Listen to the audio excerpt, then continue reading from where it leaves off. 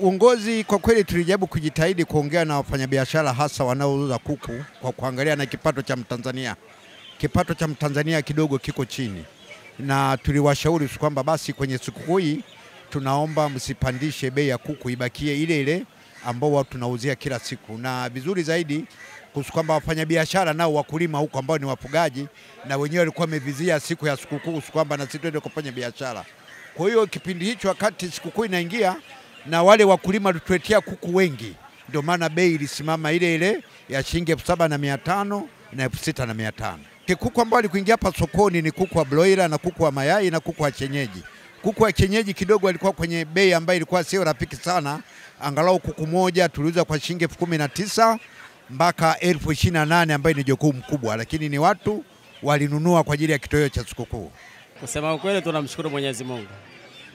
Hali ya biashara katika kipindi hichi cha sikukuu ilikuwa ni nzuri. Wateja wamejitokeza kwa wingi. Tena sio jana tu, wameanzia juzi jioni na jana asubuhi mpaka saa 5 kulikuwa kumefurika watu. Lakini wateja walikuwa na furaha mbili. Walikuwa na furaha ya kumaliza mfungo wa mwezi wa Ramadhani, lakini pia walikuwa na furaha ya pili ya kusherehekea Eid al-Fitr. Kwa hiyo kutokana na hilo tukawa tuna wateja wengi.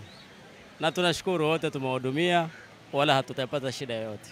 Kwa sikio leo pia tunamshukuru Mungu. Eid pili watu wapo wametuunga mkono, sherehe bado zinaendelea na biashara pia zimeenda vizuri. Laiti ingekuwa ni uwezo wetu basi tungeomba kila siku hali iwe namna hii. Lakini kwa sababu sio uwezo wetu basi tunamwachia Mungu, tunashukuru kwa kila jambo kwa kusema asante sana Mwenyezi Mungu kwa yote.